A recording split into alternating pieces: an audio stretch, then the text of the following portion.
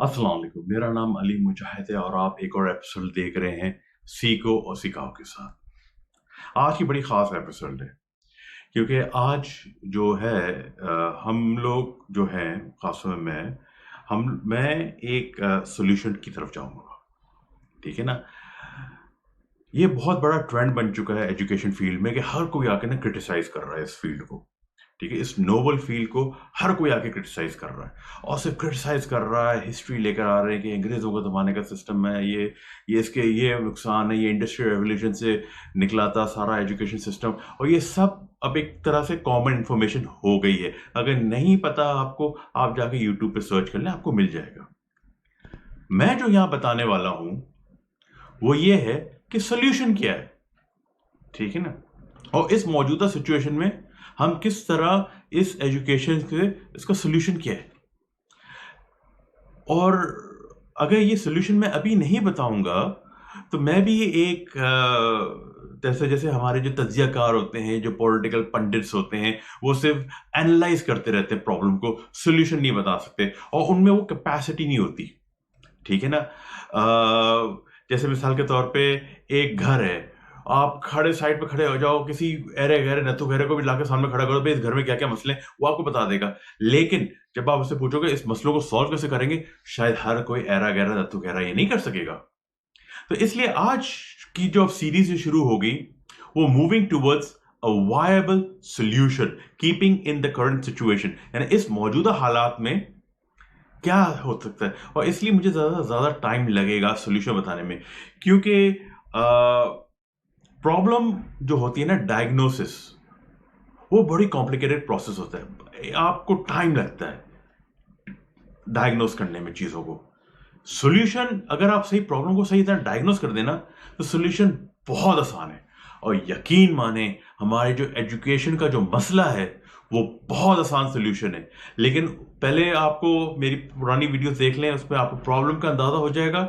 लेकिन अब सॉल्यूशन को भी ना मैं एक साथ नहीं बता पाऊंगा, क्योंकि अगर मिसाल के तौर पे एक डिश है, जैसे कह दूं बकरा, पूरा बकरा अगर मैं रोस्ट करके आपके सामने रख दूं कि कैसा, आप खुशी तो होगे लेकिन आप ओवरवेल्म्ड हो जाओगे कि यार इसको मैं खाऊं कहाँ से, इसको मैं शुरू कहाँ से करूं।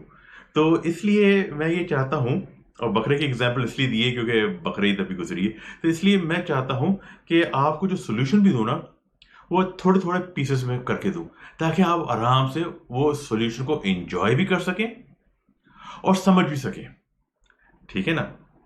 सॉल्यूशन क्या है एजुकेशन सिस्टम का?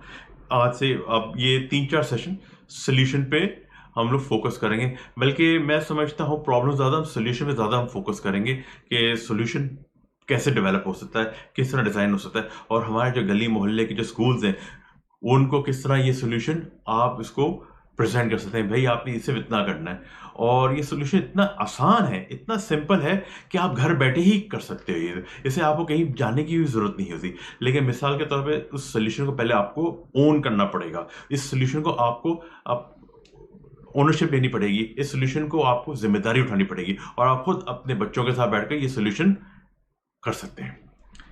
तो सॉल्यूशन क्या है? बहुत आसान है।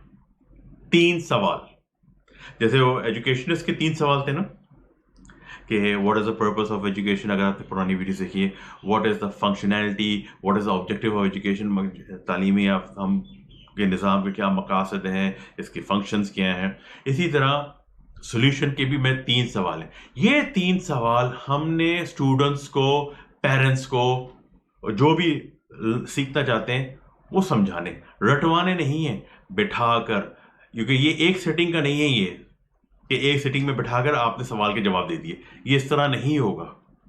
इसको आपको एक माली की तरह, एक गार्डनर की तरह आपको नरिश करना पड़ेगा, और आहिस्ता आहिस्ता सोल्यूशन डिजाइन करके स्टूडेंट्स को देना पड़ेगा। एक साथ आप नहीं दे सकते, वरना वो डाइजेस्ट नहीं कर सकेगा, वो समझ नहीं सकेगा। वो उस वक्त तो कह देगा हाँ मुझे समझ में आ गया, लेकिन जैसे ही वो बाहर जाएगा वो भूल जाएगा सारा कुछ। तो इसे आहिस्ता आहिस्ता, ये 3 सवाल ऐसे हैं जो जब भी स्टूडेंट फंसेगा कहीं, کیونکہ جو ہم پڑھا رہے ہیں بچوں کو وہ کیا پڑھا رہے ہیں کہ انڈیپینڈنٹ تھنکر بن جائے.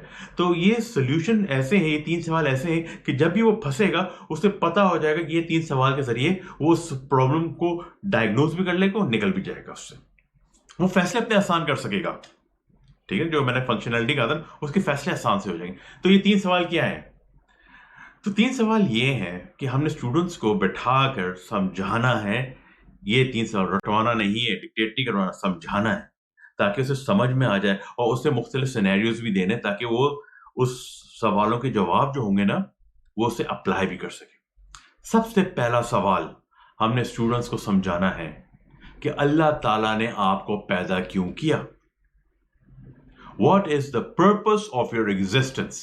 اللہ تعالیٰ نے آپ کو پیدا کیوں کیا, اللہ تعالیٰ نے آپ کو دنیا میں کیوں بھیجا, یہ بہت ضروری ہے. کیوں؟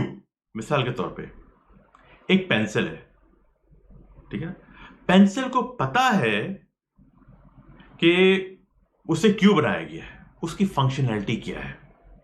آپ اس کائنات میں, اس دنیا میں, اس معاشرے میں نیچر کو اگر آپ دیکھ لیں, چاہے وہ شہد کی مکھی ہو, چاہے وہ مکوڑا ہو, چاہے وہ سورج ہو, چاہے وہ چاند ہو, ان کو پتا ہے کہ اللہ تعالیٰ نے ان کو کیوں بنایا ہے, ان کی فنکشنلٹی کیا ہے.